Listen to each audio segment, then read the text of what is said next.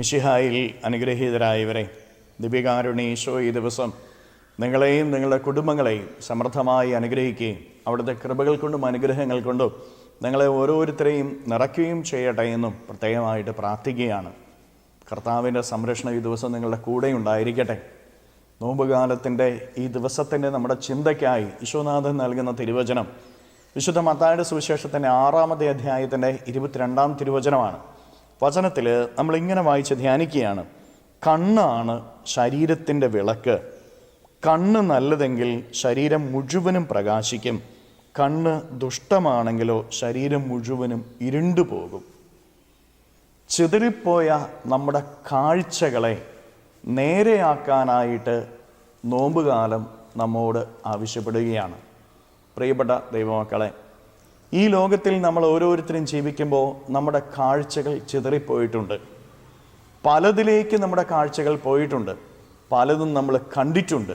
ദൈവത്തിൽ നിന്നും അകന്നുപോയ നമ്മുടെ കാഴ്ചയെ ദൈവത്തിങ്കിലേക്ക് തിരികെ കൊണ്ടുവരണം.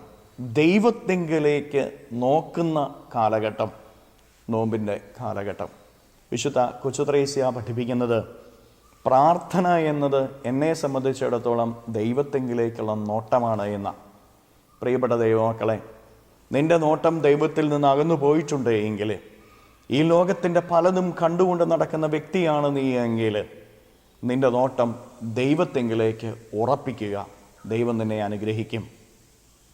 ആദിമാതാപിതാക്കളുടെ കാഴ്ച ദൈവത്തിൽ നിന്നും അകന്ന് ലോകത്തിൻ്റെ സുഖങ്ങളിലേക്ക് പോയപ്പോൾ അവരുടെ ജീവിതത്തിൻ്റെ നാശം ആരംഭിക്കുകയാണ്.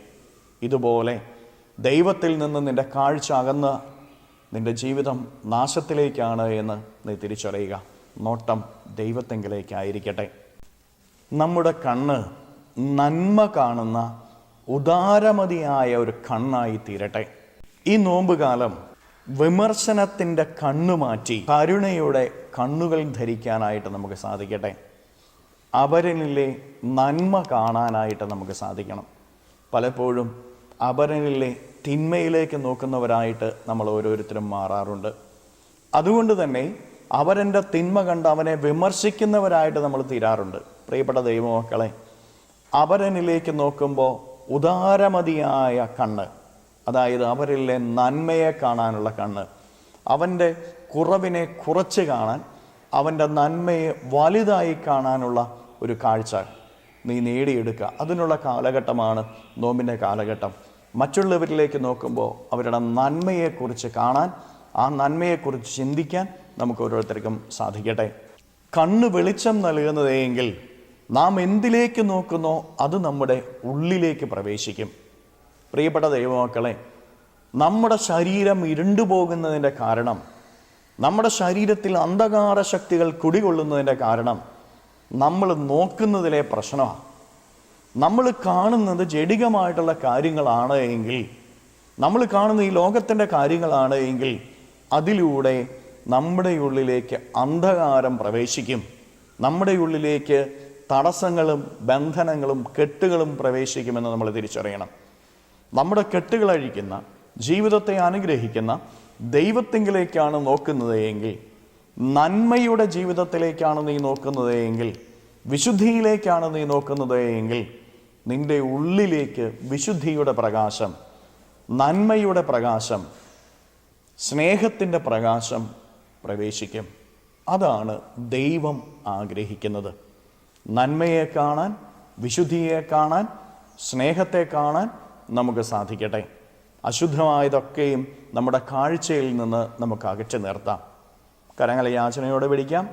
ഈ ദിവസത്തെയും ഈ ദിവസത്തിൻ്റെ എല്ലാ കാര്യങ്ങളെയും ഈശോയ്ക്ക് കൊടുത്ത്, കർത്താവെ ഈ ദിവസം അനുഗ്രഹിക്കണമേ എന്ന് പ്രാർത്ഥിച്ചുകൊണ്ട് സ്തുതിക്കാം. ഹല്ലേലൂയ.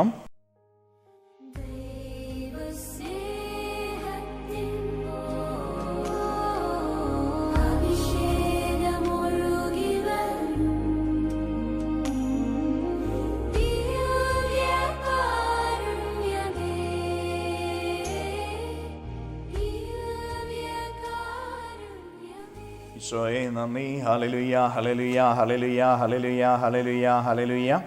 കർത്താവ് ഈശോയെ മക്കളെ ഓരോരുത്തരെയും സമർപ്പിക്കുന്നവരെ ഓരോരുത്തരെയും അനുഗ്രഹിക്കുകയും ആശീർവദിക്കുകയും ചെയ്യണമേ.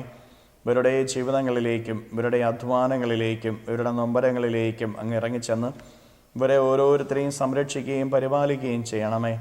കർത്താവെ, ഇവരുടെ ജീവിതത്തിൽ നിന്ന്, ജീവിത വഴികളിൽ നിന്ന്, അധ്വാന മേഖലകളിൽ നിന്ന് സർവ്വ തിന്മകളും ബന്ധനങ്ങളും കെട്ടുകളും പിശാചിൻ്റെ ഉപദ്രവങ്ങളും നാരകീയ ശക്തിയുള്ള പ്രവർത്തനങ്ങളും പൈശാചിക അരൂപികളുടെ പ്രവർത്തനങ്ങളും നിർവീര്യമായി തീരട്ടെ.